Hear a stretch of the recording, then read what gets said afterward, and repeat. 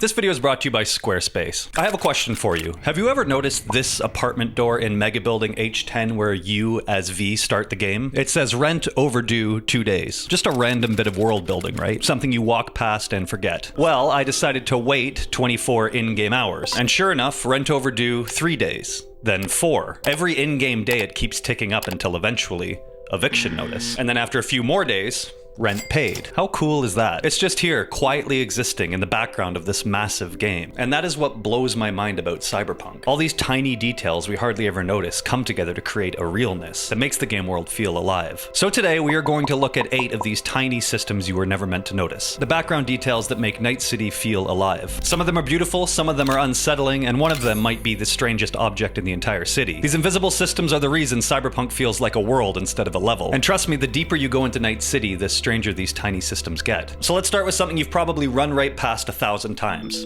Tree monitors. Look at this. What the hell is this thing? Across several districts, you can spot trees wrapped with metallic braces, cables, and small electronic modules. Some glow faintly, others have visible data ports or tubing that seem to feed right into the trunk, and then there's this one, where someone's just shoved a tube directly into the tree. So what are we actually looking at here? It's never explicitly talked about in-game, at least to my knowledge, but what they look like are bio-support units. Systems keeping the last bits of natural greenery alive. Maybe they regulate moisture, temperature, or nutrient delivery. And this wasn't a procedural accident, someone chose to build it. A developer took time to model the cables, to texture the bark, to create this little biomonitor box. All for something most players will never even notice. And this is what world building is. Even something as commonplace as a tree has been given its own little story. A story about survival in a world that's trying to suffocate it. And these little details are everywhere, hiding in plain sight. But you kind of have to shift your perception into how you play the game to catch them. You have to play with a little bit more mindfulness, and to choose to stop and to look and to notice. Because these tiny details are what make a world feel real. And that's not just a video game thing, it's everywhere. Bear with me for a second. Here's the corner of the change room at my gym. This little backpack strap sticking out of a locker, this protein scoop abandoned on the floor. None of this is important, but your brain immediately understands it. This corner of the locker room tells a micro story of my budget grimy ass gym. And I think Cyberpunk works the same way. All these little background simulations doing their own thing, not to be noticed, but to make the city feel real. Okay, let's keep moving. Let's talk about fish tubes. Have you ever seen this tube? At first glance, it looks like a decorative glass pipe or some futuristic support beam, until you get close enough to realize there's fish swimming through it, just casually commuting in this murky tube. So why does this exist? Well, they look like urban aquaponics, tiny closed-loop ecosystems where fish, algae, and filtration systems keep water circulating. That's the reasonable explanation, but here's what's strange. They aren't connected to any storefront, restaurant, or facility that would actually use these fish. They're just here. This one happens to be above a restaurant, but that's as far as it goes. And then I found something.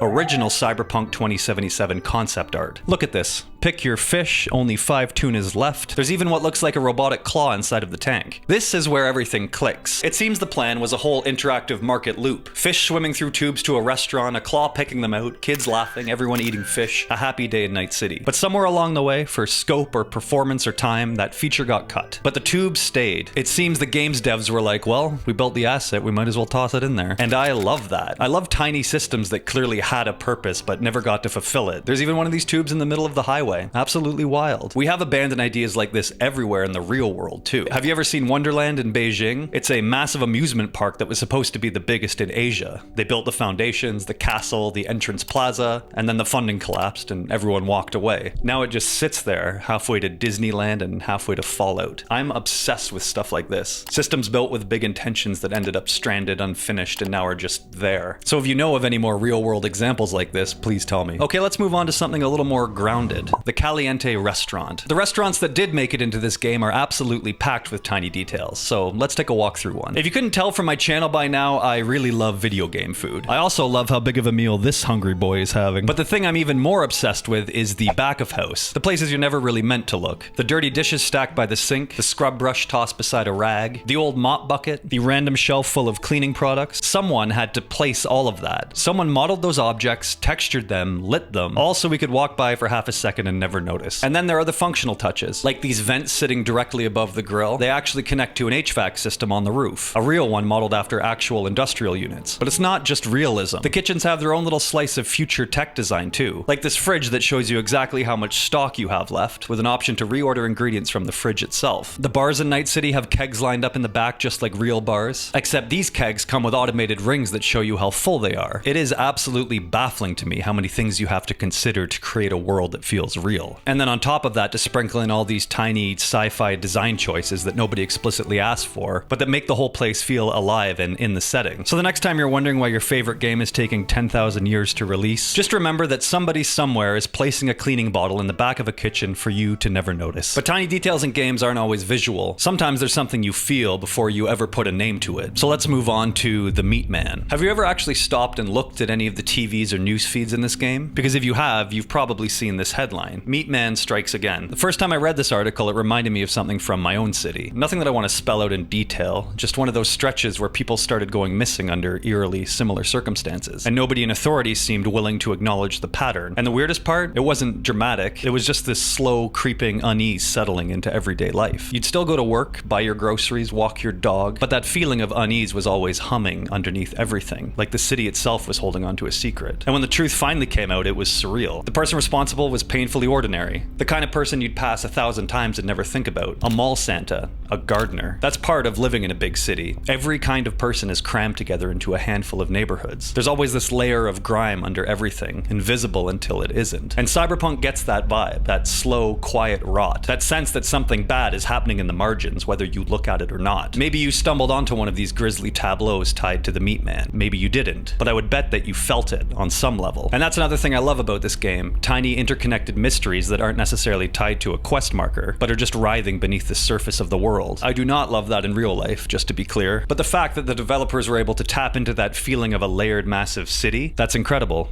And it's nuanced. And if you go digging, there is some truly heinous stuff hidden in Night City's corners. But Night City does have one system to take care of all this moral grime, and it's not necessarily what you'd expect. Our next stop is the confession booth. This is a confession booth kiosk, a fully automated pay-per-sin repentance terminal. You can find these in Valentino Territory, Pacifica, and in Dogtown, all places where religion plays an important role in the identity and culture of the people who live there. Here's how it works. You pay a few eddies, the neon cross lights up, a screen animates a digital absolution, and boom, you walk away forgiven. Which is very funny, but it's also a dark extrapolation of something that already exists. Televangelist donation lines, online blessing subscriptions, prayer apps that monetize faith, all these systems that offer spiritual relief through screens and algorithms instead of human connection. Cyberpunk just pushes that trend to its logical endpoint. Spiritual redemption as a vending machine transaction. It's absolution on the go, but it raises a weird question. If a machine can hear your sin and absolve you, does that still count? It's the kind of subtle world building you might walk right past, but it draws a very straight line between Night City's fiction and the world we're already living in. And while you can find churches all over Night City, I'm willing to bet you've never stumbled across this next item on the tour, the wooden totem. This thing is one of the strangest objects in the entire game, and it's weird for a couple reasons. Reason number one, it's sitting right outside of a shop that sells Netrunner chairs. Already a strange pairing, ancient-looking spiritual carving meets futuristic Matrix recliner. And reason number two, it's completely made of wood.